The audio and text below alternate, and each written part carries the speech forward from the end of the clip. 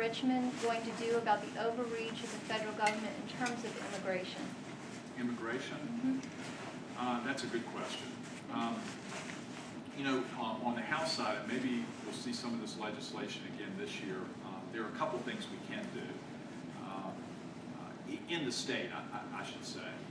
And as you know, it's federal policy. They set, you know, immigration policy. What we've tried to do in the state is, for instance, and we have it on the books that no undocumented or illegal residents or aliens get social services from the state. We can't prohibit what the feds provide to them, but we can prohibit what we're providing in state welfare benefits and the like. So we've passed legislation in the past to do that. Now, I will tell you, was more confident that was being applied in the past administration than the current administration in Richmond, because they do have some discretion, but that is the law. They're supposed to abide by the law. But as you know, our current Attorney General is not very good about abiding by the state law either. So it's kind of like we're seeing, somebody said it's like kind of Obama 2.0 here in Virginia now. But the other thing we've done is we have passed legislation in the House to prohibit illegal alien young people from accessing higher education in state tuition rates. Again, out of state, if they want to pay out of state, we've tried to prohibit access to higher ed totally. There's some, and I'm not up on the issue from the standpoint, I can't recall, there's some kind of federal requirement that you can't, it's almost like public education, you can't prohibit someone, as you know, in public education from having access to education. Young people, there's some kind of federal requirement, I think, even with higher ed, but what we said, they at least shouldn't get in-state tuition and get that benefit. So we've tried to do that. Now, unfortunately, that didn't pass the Senate, but the House has tried to do that. And there was one more, Dickie, that we tried to act on that the Senate didn't. And I'm trying to think. Oh, I know what it is. We have empowered some local law enforcement communities that have requested this to enforce immigration law and get people taken care of by ICE that are clearly not here legally. And we've tried to do that around the state where the localities have the resources to do that. It's also a resource issue for a lot of localities, but in Prince William, and I think in some other the Northern Virginia localities, they wanted that authority, so we've tried to provide that authority. There's been some, we've been successful in some localities though, again, I don't think they were given the authority, again, when it went over to the Senate side. I'm not sure exactly why. I don't know if there was a resource issue or whatever. So we've tried to do those three things. Now, having said that, you know, it's pretty clear that the Congress needs to act and declare who can be here, who can't be here. And the problem is they haven't done that for 20 years. And I mean, I have my own opinions, and I believe because, and I will tell you a quick story, my wife and I adopted a little boy from Korea. Well, we followed the rules, we paid all the fees, we filled out all the paperwork, we went to Arlington for a day, did everything, stood in line like everybody else, all the other legal immigrants coming into the United States that have been waiting for years to do all those things, and somehow it's okay now that you don't have to do any of that, and all of us that have followed the rules for the years, whether you had an adopted child or you came here legally because you followed the rules and you waited in country to come to this country and did all those things, somehow it's okay now, and you don't have to follow the rules. That's basically what the president's saying. So my opinion is, the Congress needs to fix that and make sure that people follow the rules. Now, I'm not going to try to predict what the Congress is going to come up with, but they need to address the issue because it's their responsibility. The other thing they've got to do is you can't let people come across the borders.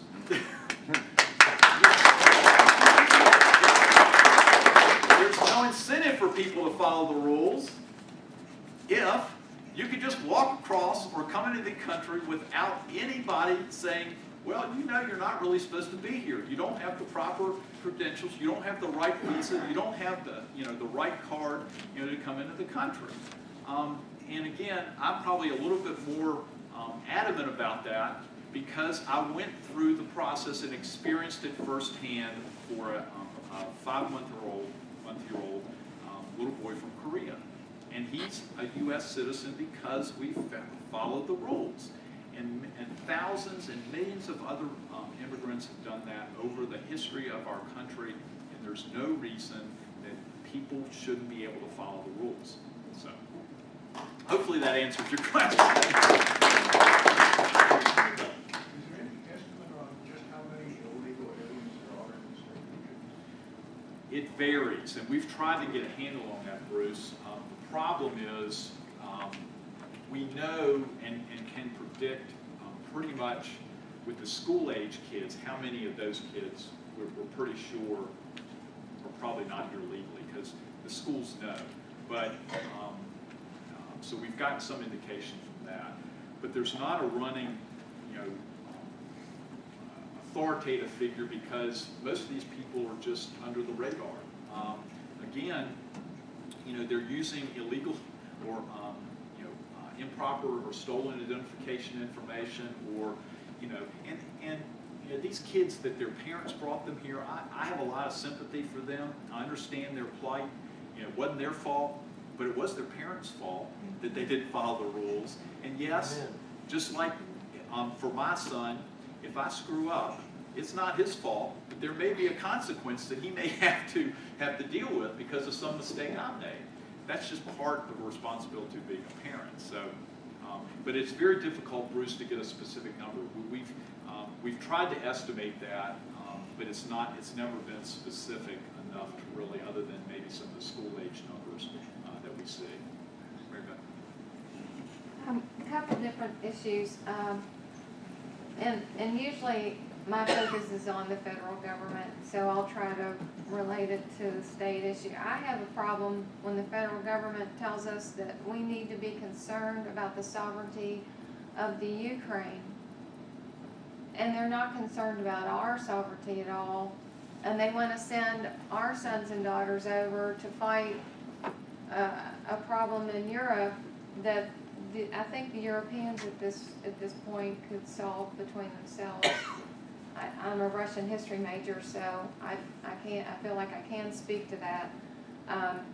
So I'm concerned on a state level for, and a federal level for that, and I feel like that's a big hypocrisy that they want us. They try to gin up the Americans and say we need to send our sons and daughters over to defend the sovereignty of the Ukraine, when here they won't defend our sovereignty at all. But the second thing that I'd like to speak to is I've always appreciated your bill to try to get an ear with the Senate because of the 17th Amendment. And I really support that. I think that is a great direction, and I would like to be part of supporting that with you. I feel like that all of us here are united in the fact that we know that there's a federal overreach. I have a friend here who likes the Convention of States. I myself and I've got some friends that like Convention of the States too. And so. But I like your direction. And I think with the election of the majority of senators in the federal government, that we could actually take another direction and repeal the 17th and repeal the 16th and correct the 14th, and to undo everything that the 14th, because the 14th was never correctly, I don't know how to speak to it exactly, but I know that Dr. Warren Grant has spoken to that. I think that would in effect do the same thing that the Convention of States would like to do. And then we have another group that we're all unified that believes in nullification. And I think we have 3 different mechanisms that all of us are united, because I don't want to see division among any of us. You know, I have a friend that likes the Convention of States. I like what you're proposing, but I would like to see it go further with the repeal of the 17th and repeal of the 16th and the correction of the 14th. And I would like to see us united in addressing The those. one thing, and I told Bob Bailey and Rita Dunaway, who I've talked to, who are very involved in the Convention of the States movement, and I've got a lot of friends in the legislature that are big proponents of it. The one thing that it's done is it has really heightened the discussion about our Constitution and that relationship between the states and the federal government. And that has been a good thing because it's made us all much more aware what the 10th Amendment is, what the 14th, the 17th, 16th, all these amendments that impact that relationship, and kind of how that's evolved, and more importantly, that we've got to do something to correct that. So I think the outcome is going to be, and I don't know whether it'll be this session or another session, or whether what Congress will do after January, but I think it's just brought more awareness, and it has at the state level, and even some states that you wouldn't think, they're just kind of asleep or not paying attention, but they are. They're paying attention. The state legislatures all over the country are really saying, we do have a responsibility in this federal system, and the federal government has taken away part of that authority that we have.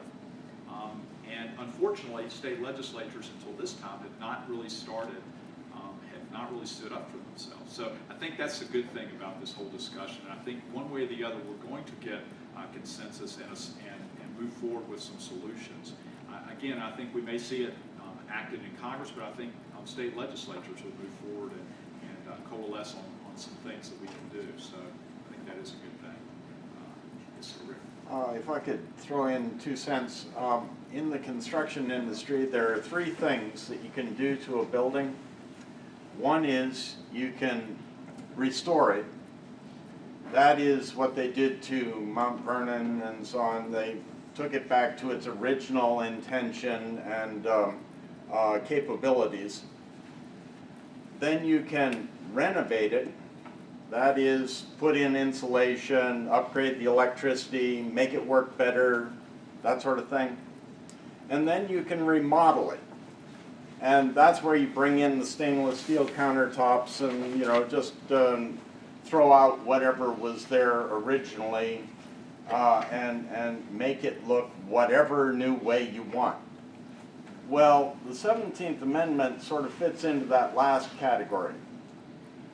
It was not a renovation, it was a remodeling effort. And I'm just wondering if you could, use that point in argument at some time. That's a good point. And my dad was a contractor, so I like those analogies too. And I think the other thing that I don't think state legislators have realized, and again, I think that awareness is becoming, is that the whole reason that the compromise, the great compromise, was the people's representatives would be in the people's house. And that's why they had 2-year terms. That's why Dickie and I have a 2-year term, because the founders of our state said, we want the people to be able to change those guys fairly quickly. And that's also why they gave us the appropriations power. We won't go into how our state senates kind of subverted that process a little bit, but that's another argument that my Senate friends won't agree with. But they gave the people's houses the power of the purse string. The Congress, that's still the case with the U.S. House of Representatives. Let's hope they use it now that they've got it with the majority in both. But they also said, okay, but what about these small states? They need to have somebody that's representing them. And they came up with the idea that the senators would have longer terms, and they would be appointed or selected or elected by the state legislatures to represent that state. But again, the public, the citizens had their House of Representatives. So I think the whole concept is just kind of going by the wayside. People really don't understand what the compromise was and why the founders thought that was important. It was a balance between the big states and the small states as well, because they each had of course, Virginia loved having a House of Representatives because we had more representatives at that time because we were, you know, a big state of the original 13. And, you know, states like Rhode Island said, well, wait a minute, how are we going to have some say to offset what you guys are saying? That's why the bicameral legislative body became important too, because there's a check and balance in the system. Well, see, we've lost all that check and balance. And of course, I think we've seen the fact that we've lost that check and balance in the last few years of the Congress, where you've got a U.S. Senate who's not even acting on bills. Dickie and I could tell you what would happen if the House of Delegates just said, all right, Senate, you send over bills, we're just not going to hear any of them for 2 years or 4 years or whatever it is. Can you imagine what people would tell us? What do you mean you're not going to hear the bills? That's what your job is. Your job is to hear those bills and either vote for them or not vote for them. But members of the U.S. Senate have not been held to the same account. And so it's, again, I think this discussion is moving things forward, and I think we will get hopefully a consensus on the total direction, but I think it's healthy, and more importantly, just like I said in the beginning, these kinds of discussions and that dialogue is so important. And I will tell you, with my idea, especially on both the resolution that I mentioned, and more importantly the oversight, federal oversight, I've written to each member of Congress and to our 2 U.S. senators, and I've heard from 3 so far. One who said he was going to get back to me. He hadn't yet. This was before the election. And then one from Senator Kane, and it was basically a non-political answer, which I expected. And then one from Congressman Griffith, who's a friend of mine. He agreed with the Oversight Commission idea, but see, he served in the General Assembly, so he understands that relationship from the standpoint of the state legislature and the Congress, and I think he is supportive of what we're trying to do. He had concern about amending the Constitution at all. I'll be honest with you, that's what he said. He didn't like my idea, he didn't like the Convention of the State idea to do anything else in amending the Constitution, and he basically, I think, Morgan thinks that Congress should amend the Constitution and take that responsibility more seriously. So anyway, but I'm going to follow up with all the others and try to get a response from them before the session starts. Yes, sir. Yeah, as far as the Convention of States or Constitutional Convention or anything of that sort, it's certainly kind of a tasty idea to think that we could really exercise our power to try and do something with the runaway federal government. But then I have to look, on the other hand, at the 16th Amendment, brought in our income taxes, the 17th, it took the right of the legislature to elect the senators, or select the senators. And of course, I think we all know what a disaster the 18th Amendment was. It brought in prohibition. It put us into total ruin. So you always got to keep that in mind when you're talking about doing constitutional tampering. Well, and see, that's the thing. The problem is, we all know we've got to do something to correct what's occurring, especially at the federal level, and again, how states have kind of subjugated to basically second-class status, which was never the intent of the founders. But at the same time, there's that unease with some, including me, with should we try that? But there's also the urgency that we've got to try to do something. So that's why I think out of all this, we'll probably come up with something that gets at least enough consensus that there is something that we can do, or that will at least maybe the states will act on, so that maybe the Congress will see, hey, they're serious about this. We've got to start, trying to figure out how we can make this system work again. The other thing that I think that this election proved is that people get upset and they stick together and say, we need to have a change, then that change can occur. But we still have to educate more people about why these things are important and why we need to make these changes and why we need to, again, correct that relationship between the federal government and the states. And, and the presidential election is going to be key to that. What is your opinion on the value or the possibilities of nullification? I think nullification has a place, and I think personally that it's authorized, and I think it's implied that states can do that.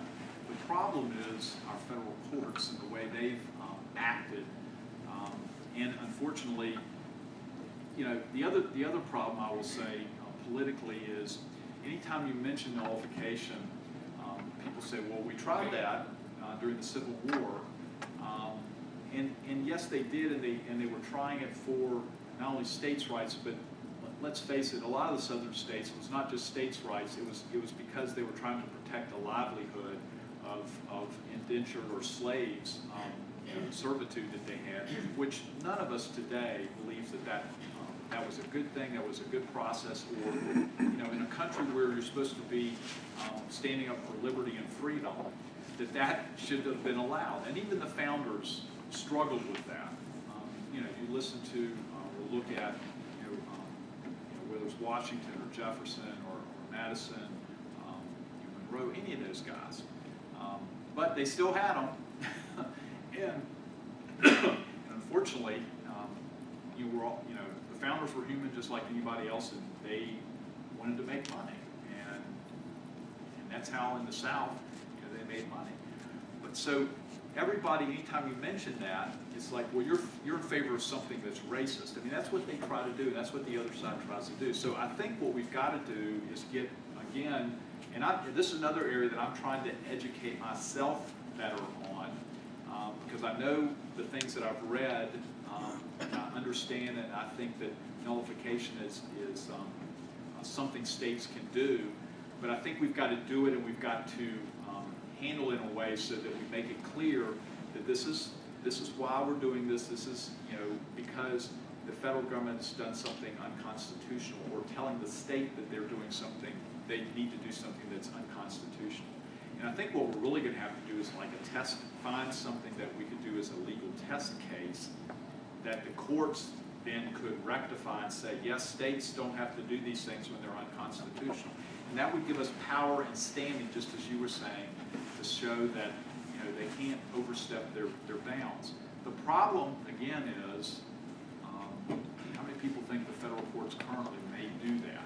That's the other situation we've got, because for a state to do it and be successful, we've got to make the case. And I think you could do that, or a group of states could do that. And unfortunately, I don't think our Attorney General will do that, really back up the legislature or the state government at this point. That's a problem. And but I do think it's something we could pursue and look at. But I think we've got to make the case. We've got to find a specific thing that we can get other states to join in on, and not just, I don't think Virginia could do it alone, and I think it'd be very hard for Virginia to even engage in this, unfortunately, with our Attorney General. Let me say, I like Dickey's bill about, I read the 100 questions, and I actually knew most of them, which I was surprised, because I was afraid when I read the material, thinking, okay, how many of these do I know? Because I mentioned my son, he's 12 years old now. If we pass that bill, he's going to be required before he graduates from high school to know that. But looking at those questions, I think he should. But that's a good point. I think the challenge we have, even in Virginia, is I will tell you, if it's a state statute, we may get it through the House of Delegates. We may even get it through the state Senate, even with that small majority now. But our Attorney General and our Governor are going to be no friends to any of the things that you and I believe are important, I can tell you. He's only been there less than a year, but I can tell you, he's all about making the deal, and he's not about really protecting the Constitution or the United States, but more importantly, protecting the rights and responsibilities and authority of the Commonwealth of Virginia. So that's going to be our challenge. But I think we can incrementally start trying to do some of these things. The commission idea I mentioned, that doesn't go to the governor. That's the other great thing about that. It's a legislative body. He has no authority over that. We get something like that to get started. I think we can start, moving the ball on some of these other things. So, Thank you, Steve. thank you all very much.